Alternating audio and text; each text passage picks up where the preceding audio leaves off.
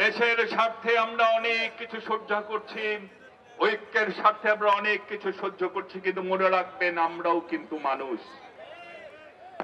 কিন্তু মানুষ। ধৈর্যের বাঁধ ভাঙবেন না। যদি বাঁধ ভেঙে যায় জাহান্নাম পর্যন্ত ধাওয়া করব আপনাদের।